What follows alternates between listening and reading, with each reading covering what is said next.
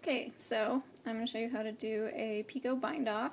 I really like these. They make your edges look really nice and fancy and girly, and they're not at all hard to do. Thing to know about the Picot Bind Off is there's basically two parts. There's extra stitches that you cast on, and then there's the block of stitches that you bind off. And depending on what numbers you use for both of those, you're going to get a different effect. So if your cast on number is bigger, you're going to get a bigger, more dramatic picot. And at some point it will start to look more like a little, like a worm, kind of. It will be sort of flat like that.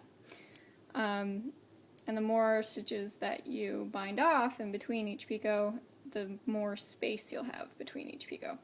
So I'm going to show you one way of doing it, but you can change up those numbers to change the way your bind off looks. Okay, so I like to start by binding off one or two stitches first.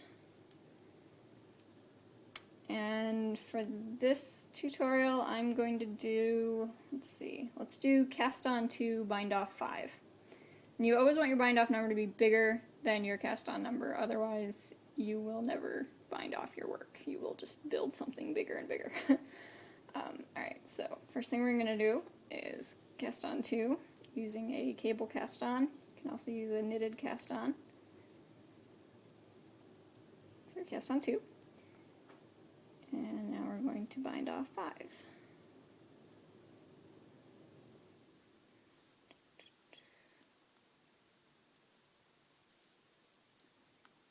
So you can see at that point I've bound off all the picot stitches, and then these are going to be the space in between the picot stitches. So that's 5 total. And then we're going to cast on 2 again.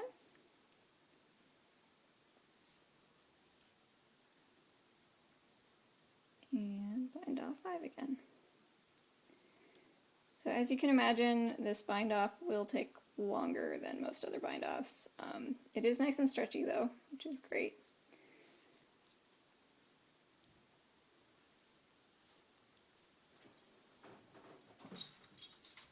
And you can already start to see our little picots forming, yay!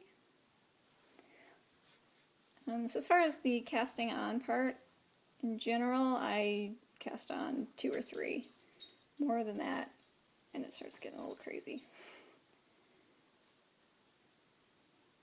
But definitely, feel free to experiment with it.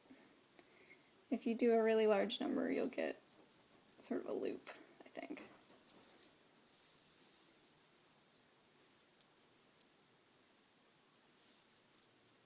So you can see here I bound off 5 and I have 2 more left. I could either do one more picot and then just bind off 1 at the end, or I could just bind off those 2.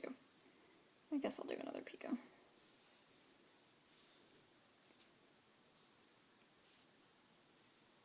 A lot of times the bind off number won't fit perfectly with the number of stitches you have, and it really doesn't matter. I mean, you can spend the time trying to figure out, make it work perfectly, but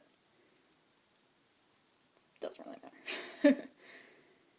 And then you've got your last loop.